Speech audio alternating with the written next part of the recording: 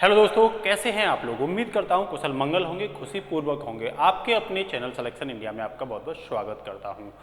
दोस्तों, अभी जो 69,000 जो भर्ती थी पिछली बार जो हुई थी, उनको लेकर के कोर्ट का अभी फैसला आया है। इसे हम आपको क्लियर करेंगे कि ये क्या मैटर है। उससे पहले हम ये बता रहे हैं कि जो हमने पहले भी आपको बताया था, अभी बता रहे हैं, भुवन पांडे की 4 पंक्तियाँ हैं जो हमेशा ये सदाबहार सी बन गई हैं। इसमें लिखा हुआ है, अब तो साला फॉर्म आता है तो एग्ज़ाम नहीं होता, एग्ज़ाम होता है तो रिजल्ट नहीं आता, और अगर रिजल्ट आता है आ भी जाए तो धांधली हो जाती है। हम जैसे स्टूडेंट के बारे में अब कौन सोचेगा। जी हाँ दोस्तों, इसी को लेकर के हम डिस्कशन करेंगे। मुद्दा आप देख रहे होंगे, आपके सामने है 69,000 शिक्षक भर्ती विवाद को लेकर के, या यूँ कह लो घोटाले को लेकर के, ठीक है ना। तो अगर आप इसे हम डिटेल में डिस्कशन करेंगे। अगर आप चैनल पर नए हैं तो निश्चित रूप से आप चैनल को शेयर सब्सक्राइब जरूर करें, और कैसी लगी आपको ये खबर हमें कमेंट बॉक्स में जरूर बताएं, ठीक है। तो देखो, बात कब की है, बात है ATRE 2019 की। मेरा कहने का मतलब असिस्टेंट टीचर रिक्रूटमेंट एग्जाम जो था, वो भर्ती जो थी 2019 में जो थी, उसको लेकर के जो है फैसला अभी कोर्ट ने दिया है, ठीक है ना। अब ये भर्ती कब हुई थी, 2019 में आई थी, ठीक है ना, और ये भर्ती हो भी गई थी, ठीक है ना।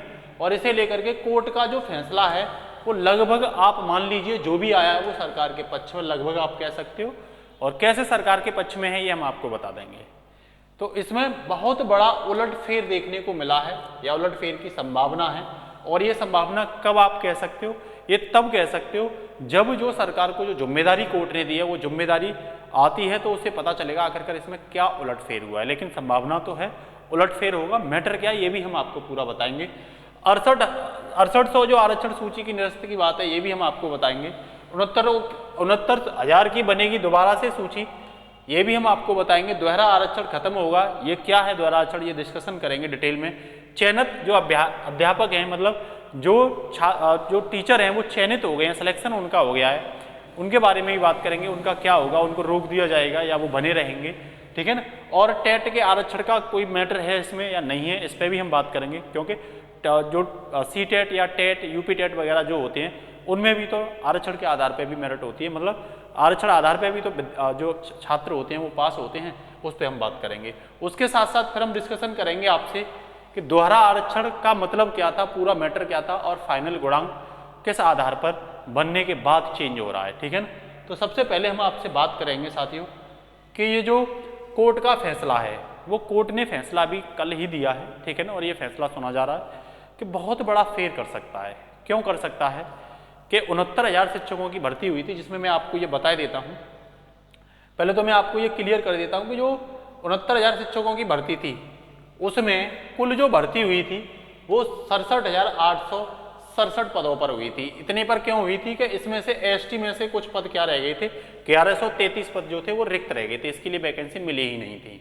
मैटर क्या था ये हम आपको बताएंगे। उससे पहले हम आपको ये बता देना चाहते हैं, जैसा कि टेट का एग्जाम होता है, ठीक है ना। तो टेट के एग्जाम में अभी जैसे CTET का एग्जाम हुआ था, तो इसमें जो है 82 पर मेरिट लगी थी SC की, ठीक है ना, SC OBC वगैरह की, ST वगैरह की, जबकि 90 पर मेरिट थी जनरल की।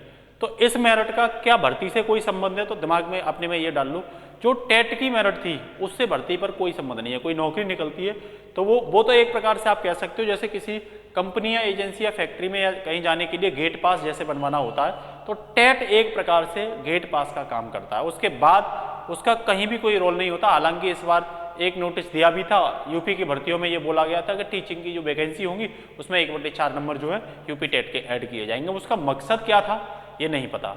सबसे पहली तो बात यह कि अभी जो 69,000 शिक्षकों की भर्ती है ये हो भी गई, चयनित भी हो गई। अब दोबारा से इसे कोर्ट में, मतलब कोर्ट में तो जानी है, ऐसा तो ही नहीं सकता यूपी की भर्ती कोर्ट में ना जाए। और कोर्ट में जाने के बाद ये भर्ती क्यों दोबारा से पलट दी गई, क्या ये भर्ती किस लोगों ने की है, जिन लोगों ने की है क्या वो उस योग्य नहीं थे, जिन्होंने ये भर्ती करके दोबारा से छात्रों को परेशान कर रहे हैं, वो छात्र, ठीक है ना, वो अध्यापक जो भर्ती सिलेक्शन जिसका हो चुका है और बाद में किसी कारणवश अगर उसे बाहर निकलना पड़ता है तो उसकी अपनी गरिमा को ठेस नहीं होगी, उसकी स्वतंत्रता को हनन नहीं होगा। तो इस पर हम बात करेंगे। दूसरी बात हम ये करना चाहते हैं कि देखो 6800 की जो आरक्षण सूची थी, मतलब इसमें गलत तरीके से जो है 69,000 में जो ऐड हुए थे उसको पूरी तरीके से क्या कर दिया गया, निरस्त कर दिया गया। ध्यान रखना ये सूची तो अब इसका कोई रोल नहीं रहेगा। फिर बात क्या की है कि जो 69,000 जो शिक्षक भर्ती हुए थे उनकी अब कोर्ट ने बोला है कि आप दोबारा से नई सूची जारी करोगे। क्यों करोगे ये आप बने रहिए, हम अभी बताते हैं आपको, एकदम से क्लियर हो जाएगा। देखो इसीलिए करेंगे कि जब भर्ती हुई थी तो जनरल या यूआर का जो फाइनल गुणांक था वो 67.10 पर रखा था, ओबीसी का 66.73 पर रखा था और एससी का 61.50 पर रखा था। एसटी में तो रह ही गई थी, ध्यान रखना, ठीक है ना। संविधान के अनुसार जो सीट आरक्षित होती हैं वो 50% जनरल के लिए होती हैं और 50% में क्या होता है, आरक्षण होता है, जो एससी एसटी ओबीसी ये शामिल किए जाते हैं, ठीक है ना।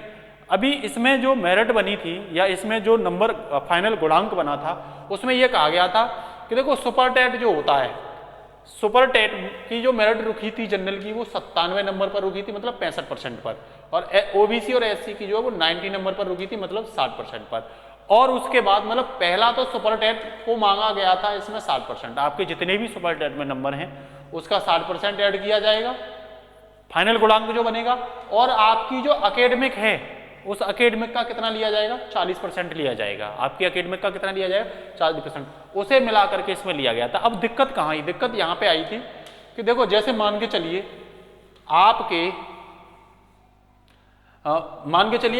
96 नंबर हैं, ठीक है, तो 96 नंबर से आप सुपर टेट में किस में आएंगे, मतलब 96 नंबर से आप एससी या ओबीसी कैंडिडेट हैं तब आप यहाँ पे सेलेक्ट हुए थे, और 96 नंबर के बाद एकेडमिक में आपके ज्यादा थे, इसीलिए आपका कुल जो गुणांक था मान के चलिए वो 72 या 73 या 74 बन गया, मान के चलिए, ठीक है ना, क्योंकि 40% एकेडमिक का लगा और 65 मतलब 60% आपका इसमें लगा था, तो इसका आपका 96 बैठ रहा था, मान के चलिए 96 पे आप यहाँ सुपर टेट में तो क्लियर नहीं हो सकते यूआर में, जनरल में, लेकिन जब आपका एकेडमिक गुणांक भी इसमें ऐड हुआ तो 74 बना, 74 बन के आपको सिलेक्शन कहाँ पे दिया गया था, इसमें जनरल में आपको सिलेक्शन दिया गया था। ये बोला गया है कि एक तो आपको आरक्षण यहाँ मिला सुपर टेट में और दूसरा आरक्षण आपको कहाँ मिला, एकेडमिक में मिला, तो इसे कोर्ट ने दोहरा आरक्षण बोला है, बोला ये गलत है बिल्कुल, ठीक है ना। एक तो आपने यहाँ पे आरक्षण ले लिया, तो जब आपने यहाँ आरक्षण लिया तो फिर आप यहाँ जनरल में नहीं आ सकते ना, आरक्षण लिया है तो आपको आरक्षण में ही रहना चाहिए। मान लो आपने ओबीसी का आरक्षण लिया है तो आपको यहाँ शामिल होना चाहिए, एससी का लिया है तो आपको यहाँ शामिल होना चाहिए, और एसटी का लिया है तो आपको इन्हीं भर्तियों में, मतलब ये जो वैकेंसी है 50%, ये सब मिला के कितनी होती हैं, 50% होती है, इनमें ही आपको रहना चाहिए।